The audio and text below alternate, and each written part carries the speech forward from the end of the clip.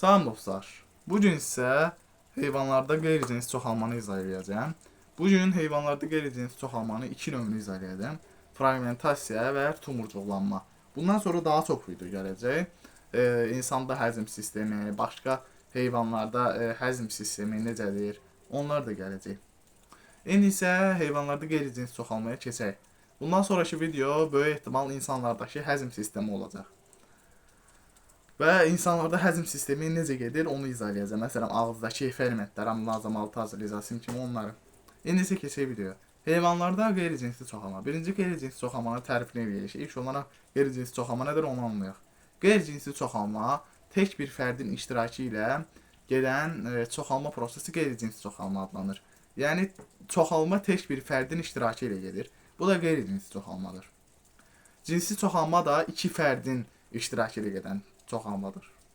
İndi isə qeyri-cins çoxalmanın növlərinə gələk. Qeyri-cins çoxalma heyvanlarda bir neçə növü var.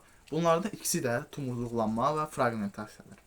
Tumurcuqlanma da ana fərdin orqanizmində bir qrup hüceyrələr çoxalır və tumurcuğa bənzəyən şişkinlik əmələ gəlir. Adı üstündə tumurcuqlanma.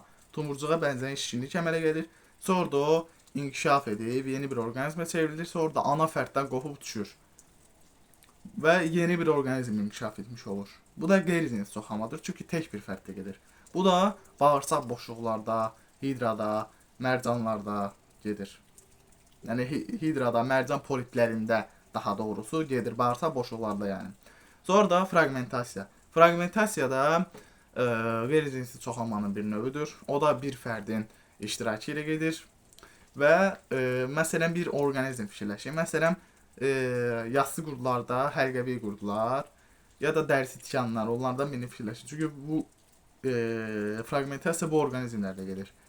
Orqanizm bir neçə hissəyə bölünür. Məsələn, həlqəvi qurdu, məsələn, soxulcan deyil. Soxulcanı 3 hissəyə bölürsünüz. Bu 3 hissədən birindən yeni orqanizm inkişaf etməyə başlayır. Bu da fragmentasiyadır. Yəni, orqanizmin bir neçə hissəyə bölünməsi ilə bu hissədən də hissələrdən yeni orqanizmin inkişaf etməsi fragmentasiyadır. Və bu da yassı qurdlarda, həlqəvi qurdlarda, dərsi tikanlarda gedir. Sağ olun dostlar. Video bu qədər idi.